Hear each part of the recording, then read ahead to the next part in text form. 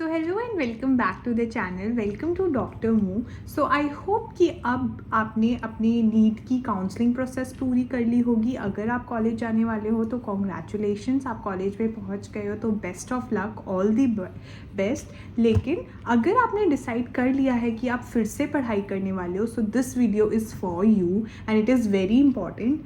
अब आपको डिसाइड करना होगा कि now only 8 months are left. Okay, अब आपके पास कोई ऑप्शन नहीं है टू थिंक कि अब हम कॉलेज जा रहे हैं या नहीं। अब आपको सिर्फ पढ़ाई करनी है। ओके, तो अब next NEET 2024 is your target. और सबसे ज़्यादा जो इस टाइम पर क्वेश्चन सब लोग वो करें कि अगर अब हम स्टार्ट करेंगे तो हो जाएगा क्या, अगर अब हम स्टार्ट करेंगे तो हो जाएगा क्या, इज़ नीट पॉसिबल अगर अब से हम पढ़ाई स्टार्ट करें। तो सबसे पहले you have to stop questioning yourself कि अब पढ़ाई शुरू करेंगे तो हो जाएगा या नहीं। आपको right now the moment is here, बस अब स्टार्ट कर दो। और सच में अगर अब भी स्टार्ट कर दोगे तो हो जाएगा। और अब this is the exact time जब एक्चुअली कंपटीशन स्टार्ट हो रहा है आपका, बिकॉज काउंसलिंग ख़त्म हो चुकी है, सब लोग एक्टिव हो चुके हैं, जिस सबका डिसाइड हो चुका है, जिसको ड्रॉप लेना है, जिसको कॉलेज जाना है, जो कॉलेज पहुंच चुका है,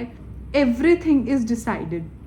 अब सिर्फ आपको स्ट्रॉन्ग होके अपना डिटर्मिनेशन के साथ अपनी प्रिपरेशन फिर से स्टार्ट कर देनी है। और इस वीडियो में आज हम पूरा यही डिसाइड करने वाले हैं कि हम लोग कैसे, किस स्मार्ट स्ट्रैटेजी के साथ हम अपनी पढ़ाई वापस शुरू करेंगे, जिससे कि हम नीट 2024 को एकदम फोड़ के आ सकें and we get into a medical college. Okay, so सबसे पहले नीट की जो आपको स्ट्रैटेजी आपको ध्यान में रखनी है, it has to be smart now.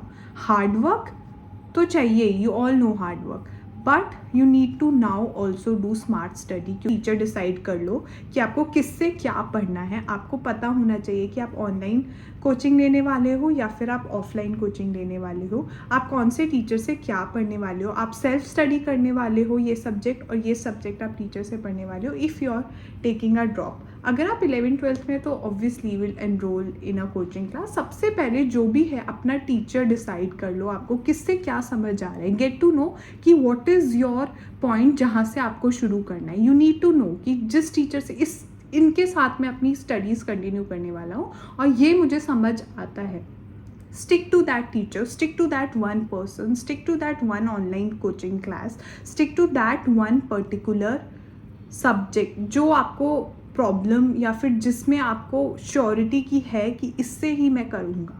ठीक है, इधर उधर अब एक्सपेरिमेंट नहीं करना है। एक्सपेरिमेंट करने का टाइम जा चुका है। You already know your weak points, आपको पता है कि आपने क्या मिस्टेक्स करी थी। अगर अभी नहीं पता है तो एक बार एनालिसिस कर लो कि क्या मेरे से पिछली बार गलती हुई थी। ठीक है, और उसके बाद एक टीचर एक कोचिंग क्लास पे स्टिक हो जाओ। ठीक है, उसके बाद सबसे पहले आपको अपने ना बेसिक्स ज़रूर क्लियर करने हैं। ये आपको हमेशा ध्यान रखना है कि आपके बेसिक्स सब्जेक्ट्स के क्लियर होने चाहिए। That's how you will aim for the higher questions. Okay, और सबसे पहली बात, नीट में ना बेसिक स्ट्रॉन्ग होना चाहिए। बेसिक से ही क्वेश्चन आता है, बेसिक ही क्वेश्चन आता है। यू ऑल नो कि इतना हाई लेवल नीट का नहीं है। For physics, for chemistry, bio में आपको सब याद करना है। तो एक बार हम सब्जेक्ट वाइज स्ट्रैटेजी देख लेते हैं और साथ में मैं एक वीडियोस लेके आऊँगी जिसमें हम पर्टिकुलर सब्जेक्ट्स की बात करेंगे। इसलिए please subscribe the channel so that you stay connected. मैं आपको बिल्कुल बताती रहना चाहती हूँ कि what you need to do. You need not to worry कि अब मैं क्या करूँ या मैं कैसे करूँ। Subscribe this channel, you will get to know all of the strategies. ठीक है, आपको बस फॉलो करना है and you will get through it. I am telling you, मैंने जो मिस्टेक्स करी थी, I really don't want you to make any such mistake and get ahead in college. ठीक है, जल्दी से आ जाओ इस साइड, क्योंकि इस साइड आके पता चलता है कि ये चीज़ करी जा सकती है। It is very much possible और आप लोग सब कर सकते हो। You just need to be very much determined. ठीक है, अब सबसे पहले केमिस्ट्री में आपके और फिज़िक्स में आपके और बायो में क्या क्या करना है। सबसे पहले फिज़िक्स में लेक्चर्स अटेंड करो, जो टीचर आपने डिसाइड कर लिया है उसके लेक्चर्स अटेंड करो, नोट्स बनाओ। कितने भी आपको लोग नोट्स दे दें, still you need to write your notes yourself. जितना नोट्स आप खुद से लिखोगे, खुद से समझोगे ना, यू विल गेट, आपको और ज़्यादा समझ आएगा, आपके दिमाग में ना वो फीड हो जाएगा, यू विल नॉट फॉरगेट। ठीक है, आप किसी और के नोट्स बार बार पढ़ोगे तो शायद आप भूल जाओ, वो उसकी थ्योरी थी। लेकिन अगर आपको प्रिपेयर्ड नोट्स भी मिलते हैं ना, उनको भी आप एक बार खुद से लिखो, आपको ज़्यादा समझ आएगा। बिकॉज एनीवे आपको नोट्स याद करने ही हैं। ठीक है, नोट्स आपको याद होने चाहिए, बेसिक्स। और मैं ये नहीं बोल रही हूँ कि सारे चैप्टर्स एकदम से स्टार्ट कर दो। You need to have a strategy कि मेरे को कौन से ईजी हैं, कौन से टफ चैप्टर्स हैं, कौन से ऐसे चैप्टर्स हैं जो मुझे पढ़ने ही हैं, जिनके बिना मेरी फिज़िक्स नहीं हो सकती। That is your basic physics. जैसे कि आपको बेसिक मीन्स वेक्टर्स आने ही चाहिए, जो स्टार्टिंग के चैप्टर्स हैं 11th स्टैंडर्ड के, वो आपको ज़रूर आने चाहिए। ओके, और जो इंटर रिलेटेड चैप्टर्स है वो ज़रूर होने चाहिए। जैसे फर्स्ट में आपके काइनेमैटिक्स आपकी ज़रूर क्लियर होनी चाहिए, उससे ही आपके बहुत से चैप्टर्स हैं जो आपको क्लियर हो जाएंगे। और मॉडर्न फिज़िक्स जैसे 12th की है, वो आपको पता होना चाहिए कि वो आप याद भी कर लोगे तो आपका काम हो जाएगा। तो आपको पता होना चाहिए कौन से बेसिक्स मुझे पता होने चाहिए, कौन से सब्जेक्ट्स मुझे समवेयर में याद करके कौन से चैप्टर्स में कर सकता हूँ। तो मॉडर्न फिज़िक्स और जो आपकी काइनेमैटिक्स, बेसिक मैथमेटिक्स, ये सब आपको आने चाहिए chapters. These are your important chapters. बाकी जो एक सेपरेट वीडियो बनाऊंगी उसमें एक एक चैप्टर का डिस्कस करूंगी कि कौन से चैप्टर्स ऐसे हैं। लेकिन अभी मैं बता रही हूँ कि ये पॉइंट अपने दिमाग में रखना। अगर इफ़ यू आर थिंकिंग कि आप अपने हिसाब से भी डिसाइड कर सकते हो कि कौन सा आपके लिए वीक है, उस सब्जेक्ट पे आप काम करो। ओके, उसके बाद आपको इतना क्लियर होने के बाद आपको क्वेश्चंस प्रैक्टिस करने हैं। क्वेश्चंस, यू नो कि फिज़िक्स में क्वेश्चंस प्रैक्टिस करना कितना इम्पॉर्टेंट है, तो मेक श्योर कि आप क्वेश्चंस प्रैक्टिस करो फिज़िक्स में। ठीक है, और 200 to 250 question should be your target, कि आप उतना प्रैक्टिस, आपका दिमाग बस चलता रहना चाहिए फिजिक्स के according. I am not saying कि आपको फिजिक्स में 180 ऑन 180 स्कोर करना है और आप उसके लिए एकदम से लग जाओ, नहीं, वो थोड़ा धीरे धीरे वो बिल्ड करेंगे हम। ठीक है, लेकिन अभी आप अपने दिमाग को फिज़िक्स के मोड में ऑन रखो। फिज़िक्स आपके दिमाग में थोड़ी बहुत होनी चाहिए, so that even if you are not able to, last moment पे आप इतना फिज़िक्स को टाइम ना दे पाओ क्योंकि आपको बायो का रिविजन करना होगा, केमिस्ट्री का रिविजन करना होगा, तब भी आपके दिमाग में कुछ चीज़ें हों जो आप सॉल्व करके आ सको। ओके, देन क्वेश्चंस प्रैक्टिस कर दिए, साथ में you are not forgetting PYQs तो आप करोगे, क्वेश्चंस में ही वो आते हैं। देन इज़ योर टेस्ट, आपको टेस्ट ज़रूर देने हैं अपने, you have to not forget the test part. ठीक है, जब तक टेस्ट नहीं दोगे तो समझ नहीं आएगा कि कुछ समझ आ भी रहा है या नहीं, आप कर भी पा रहे हो या नहीं। और उससे डरना नहीं है, नहीं कर पाते हो कोई बात नहीं, you will come back, you will analyze कि where you went wrong and you will learn those questions। ठीक है, आपको वो याद रहेंगे जब आप उन क्वेश्चंस को फिर से सॉल्व करोगे और आप समझोगे, तब आपके कॉन्सेप्ट क्लियर होंगे। That's how you have to deal.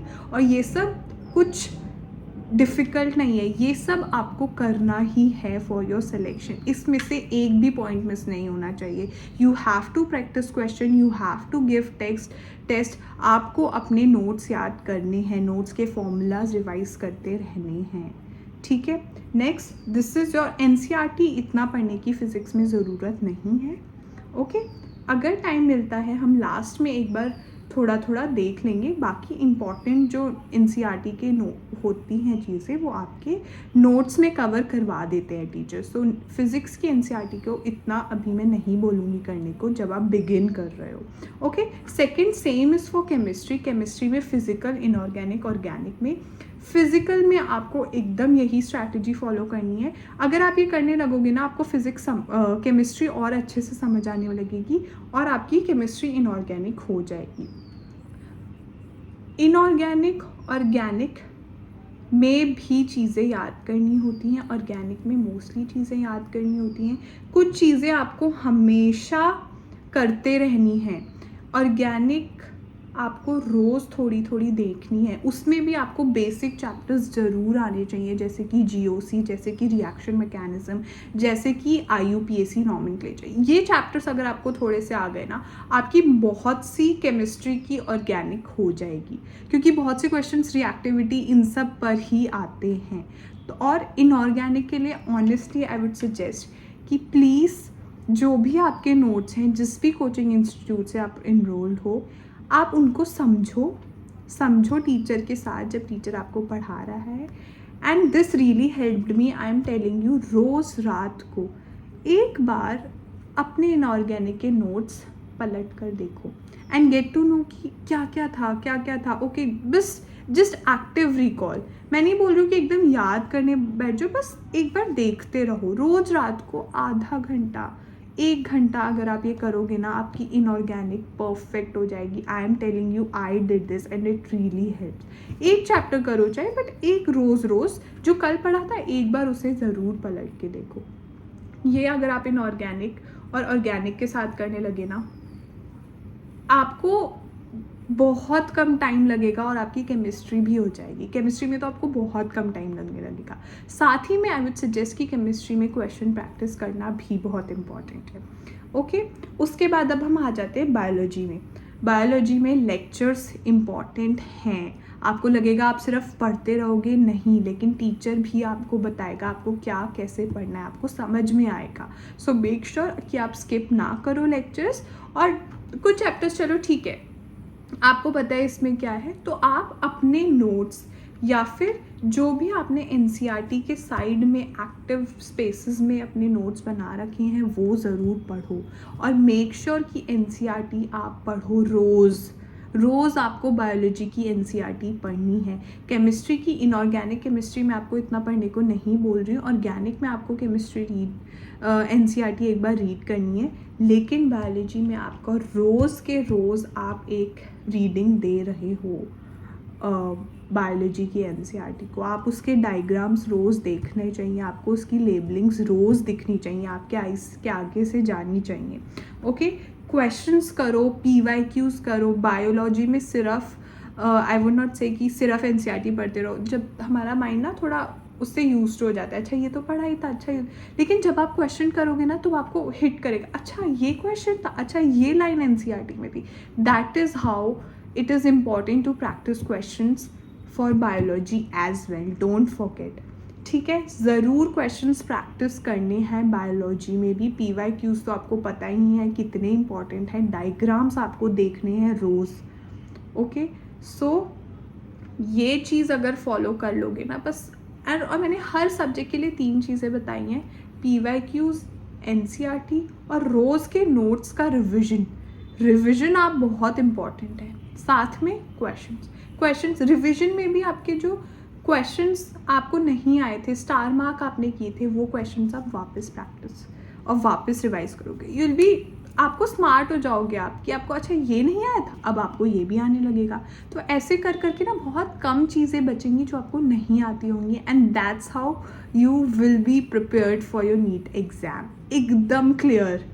Okay, और उस टाइम पर आपको कोई ऐसा क्वेश्चन नहीं होगा शायद जो आप ना आपने ऐसा कोई क्वेश्चन किया हो। आपको नीट में कोई न्यू क्वेश्चन नहीं होना चाहिए, यू शुड नॉट बी, आपको हर कोई तरीके का आपका क्वेश्चन किया हुआ होना चाहिए।